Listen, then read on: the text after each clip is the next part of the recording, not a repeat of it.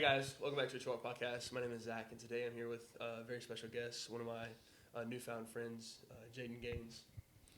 Jayden, it's really awesome having you. Thank you. Thank you. All right, bro. So to start it off, really funny question. If you were a fish in the sea, what fish would you be? I'd probably say a manta ray. A manta ray? Yeah. They've been my favorite animals for about as long as I can remember. Really? Yeah. They're pretty too. They are. They're beautiful animals. So you'd be like aren't they like really deep sea type creatures? Yeah. So what was your first encounter with a manta ray? Why are they your favorite? I've low-key never seen one in person. But like just seeing all the videos of them online and stuff, like how can you not? Those things are beautiful. Yeah. Like the way they move, it's so graceful, stuff like that. Yeah, that's awesome. Jayden, so tell me quickly and briefly about yourself. What do you do? Who is Jayden? So I go to North Greenville University in South Carolina.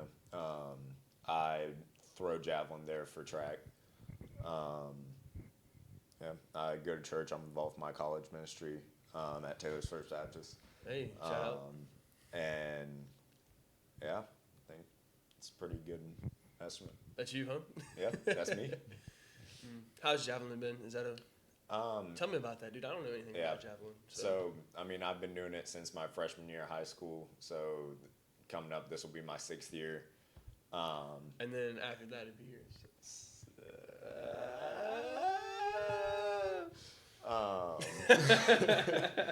Absolute just brain rot, bro. But, yeah, so it's, I don't want to say it's simple because it's not. It's really all technique. There's not a lot of strength involved. You can find people that are like the exact opposite of some other people, and they'll throw even further. Like there's no like set way you have to look or like be. It's just all technique. Really? Yeah. That's awesome. So why do you love it? Because it's all technique. Like for shot and disc and stuff, like all these guys are like 225 plus, and like massive. You got to be benching a whole lot to be able to keep up with them. Yeah. But like in javelin, anybody can have a shot, and I feel like that's why it works best for me. Let's go. Awesome, bro. So obviously, we want to get to the nitty gritty of things. So obviously, you follow Jesus. How did you come to know who Jesus is? Yeah, so I grew up in a Christian household. It was just me and my mom. She always took me to church. Been there since I can remember. But then in about 6th grade, I dealt with a decent amount of anger issues. Not going to get too much into it, but basically afterwards, I was being poured into by like all the pastors at our church. And I felt like the next step was to get baptized, but realizing now I didn't really know what that really meant. But I mean, after that, I was, living a good Christian middle schooler's life. But then, fast forward to like my junior year of high school, I kind of fell away pretty hard. I was just doing a whole bunch of worldly stuff, whatever you can think of. But then, fast forward into my senior year, it was start of 2nd semester. I was at church with my mom, and I was still going the whole time, like even after I'd fallen away. And I was in service, don't remember what it was about, couldn't tell you really anything about it, but all I knew is during the response time, I just really felt God call me back to Him and just like pull on me. So after that, I got right. Not perfectly, obviously, because no one is, but started trying my hardest, follow God, follow Him. Ended up at North Greenville University after I said I never would. Yeah. Found a great community there, and that's also how I ended up here at Crossroads. Let's go. Yeah. So, real quick, when you fell away from Jesus or God, like when you fell away from that, and He called you back, was that like something that you felt God was mad at you for, or did He kind of welcome you back gracefully? Welcomed me back with open arms, like the prodigal son. Like I had fallen away, and I felt him like call out to me, and at first I didn't want to accept it because I was like, why in the world would you want me back after all this? Right. Like, you know, I claimed your name and I still did all these horrible things. Why would you want me back? But then I realized that's why he wants me back, is to find the better way through him. And so, what kind of like comfort or clarity could you give to somebody that may be going through the same thing or has gone through the same thing for you? That's like, well, I've done all these things, but God doesn't love me anymore because I did say I followed Jesus, and then I fell off this path that dragged me so far away from Him. I'd say for that, Jesus didn't die for the good people. He didn't die for the perfect people. He died for the sinners. Yeah. And that's a truth that it's hard to accept sometimes, especially when you're in like the darkest parts and like in the storm and stuff. But I mean, that's exactly why he sent his son to die on the cross and rise again 3 days later, is for the people that have done all these horrible things. Yeah. That's awesome, bro.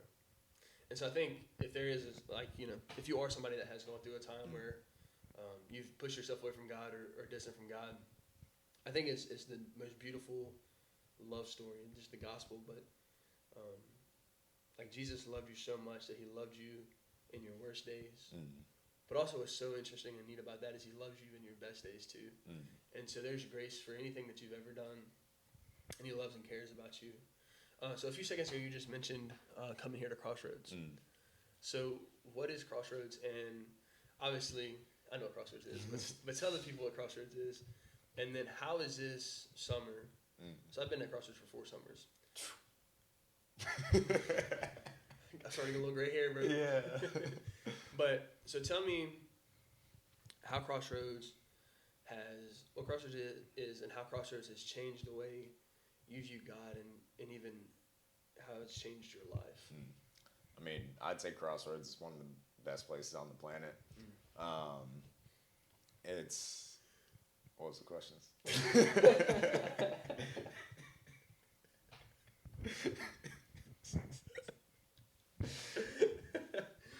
Yeah, we'll go one at a time. How has Crossroads changed your life? Yeah, I mean, if you can probably not guess, I used to have really bad social anxiety. Really? So I've never been around like this many people like all at once, especially like during sessions and stuff.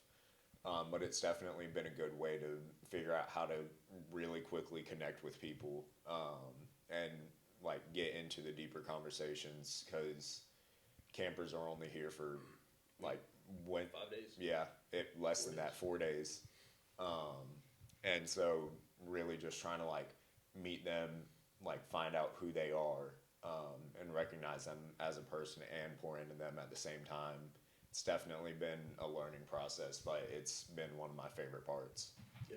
And I know for me, like, Crossroads has changed the way I view God. How has Crossroads changed the way that you view God? It's helped me realize a lot. Like, obviously God's perfect. Everything he makes is perfect. But, you know, sometimes there are those doubts where you think, like, did God make a mistake with this? And the whole thing that this summer has taught me is that God doesn't make a single mistake. All the people that, you know, he's had come here, whether they're, like, Christians or not, or even if they're just lukewarm, like, there's no mistake with them being here. I've talked to so many kids that are like, yeah, I didn't really want to come. Yeah. And even when I first got here, I'm going to be honest, I didn't know if it was the right thing for me, because I was thinking, man, I'm giving up my whole summer.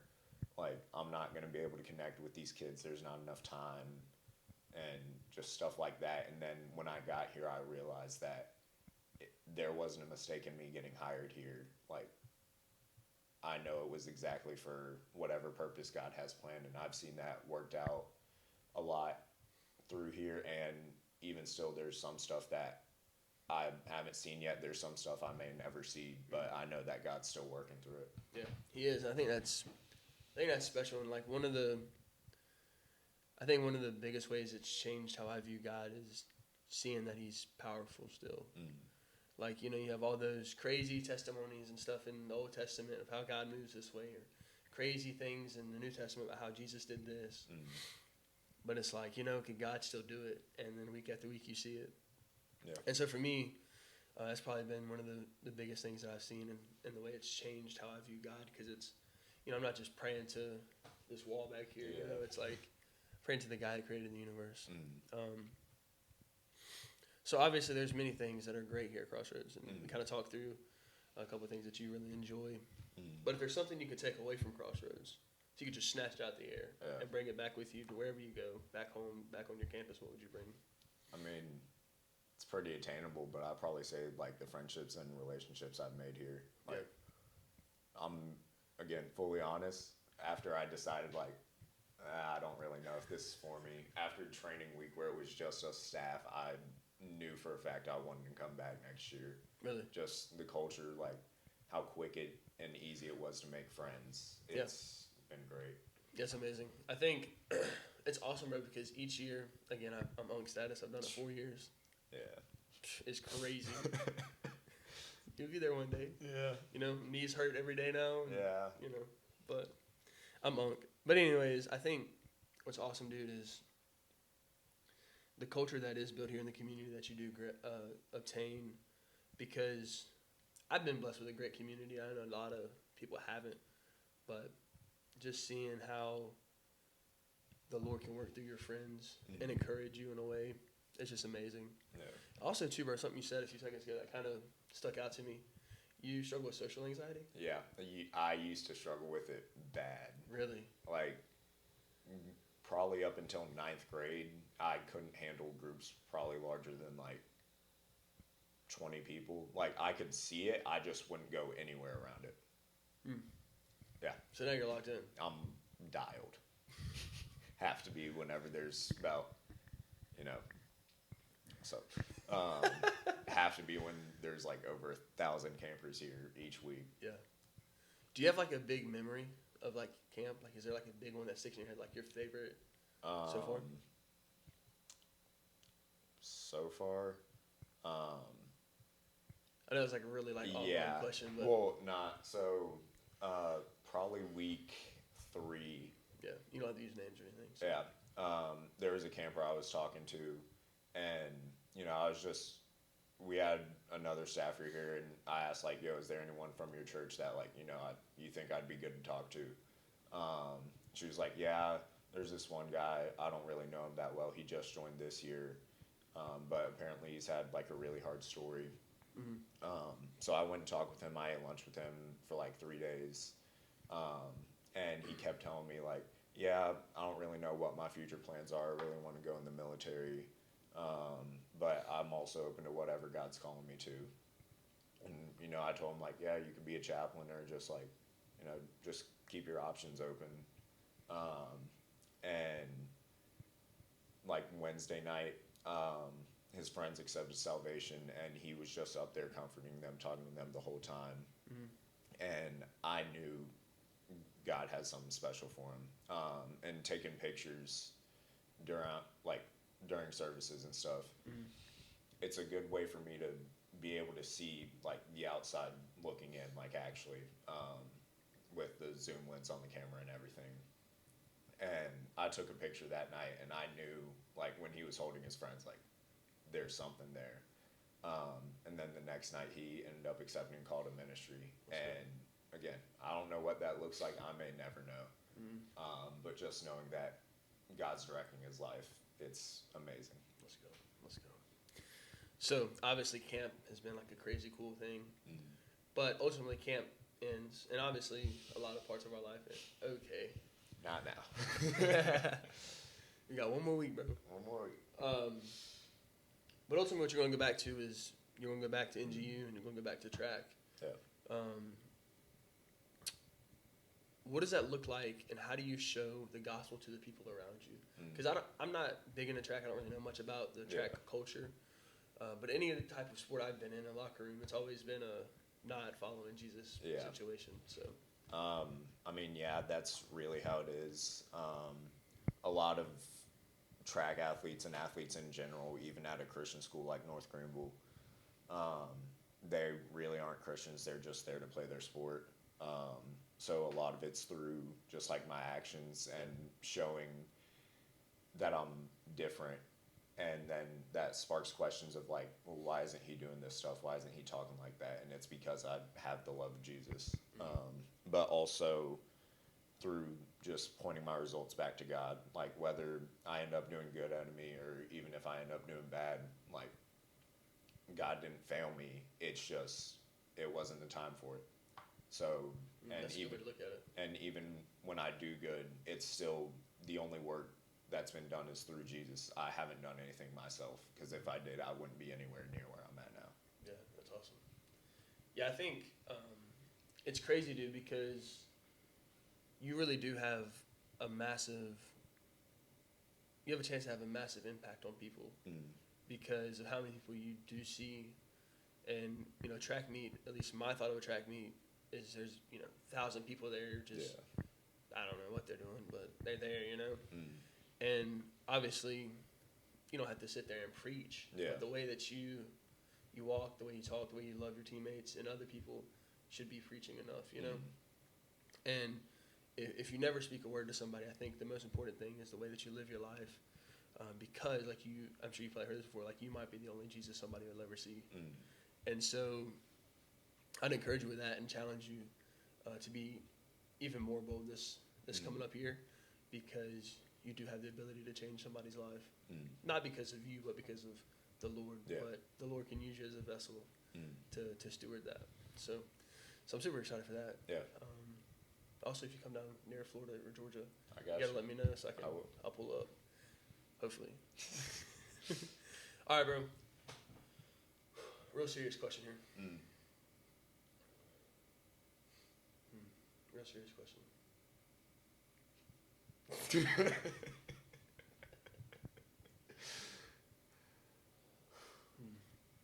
What's your favorite flower? My favorite flower? Yeah. Red carnations. I knew he'd have a favorite flower. Actually, you ready for this one? You can ask me any questions. I can't right now. Just ask it. What's your favorite Korean pop movie? K-pop Demon Hunters. What's yours? It's the only one I know, bro. So it's your favorite?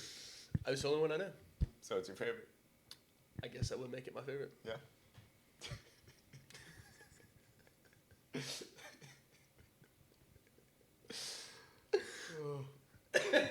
Wow. Yeah. So if you haven't watched it, watch it. It's a great movie. Not sponsored. No, it's fine. But Netflix, if you want to sponsor the pod, I would never say no. I mean, I would say no if it was not good. But. Yeah. So Netflix hit up my manager. Yeah. I am the manager. That's sick. That's me. Yeah. All right, back to business. I just seen flowers right here. So All right, bro. So, one of the last questions for you. I think it's neat. I really like this question because I think it gives you an opportunity to think about your younger self, but also somebody that could be younger than you could listen to this and fill in for themselves. So if you could tell your younger self something about anything, obviously, whatever, what would you tell them? I got two answers. Is that? Yeah. Yeah. So first off, stop being afraid of people and go to camp. Because, I mean, no, like, you can say that's a shameless plug, which it is, but also, like, if I would have had this growing up, there's no telling how much different my life would be, and I know it would be for the better. But I'm also extremely grateful for where God has me now. Right. But I wish I would have came to camp as a camper. Yeah. And then to more on the track side of things, tell the trainers if you get hurt, or even if you're not hurt, but just tell the trainers because they're your friends. I just started learning that this year with my boy, but in high school, never went to the trainers once. Really? My shoulders definitely like permanently messed up. So now my trainers have to deal with that, but it's fine because they're great. Yeah, so they get paid for it, huh? Yeah. So you trying to play through injuries, bro? Yeah. So if you're an athlete, Talk to your trainers. don't play through injuries. Talk to your trainers. Be smart. Talk to your trainers. Don't play through injuries. Talk to your trainers. So either way, just talk to your trainer. Yeah. And they'll give you the best answer. Yeah. I would think your trainer wants the best for you, not the worst. Exactly. It's kind of like Jesus. You need to talk to him. Mm. Because guess what? You can play through injury. It won't get you very far. Yeah. And it'll only leave you worse. Amen. But you heal. You get right. Guess what? You're locked in. And Jesus is the ultimate healer. Oh, my dude. We're like just so locked. Yeah. You know, gosh. Put us on. Never mind. Netflix for real. Come holler at your boys. But nah, bro. Yeah. It's awesome. So, you'd be you say a manta ray? Yeah. You seem like a manta ray. Yeah. Yeah. I'm not a Tampa Bay Rays fan, though.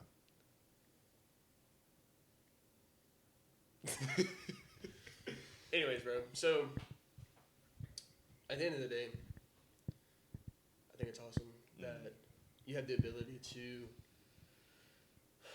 be in a situation that I'll never be in. And so I just want to encourage you for a second to use that, because I've got to know you for the last 6 weeks.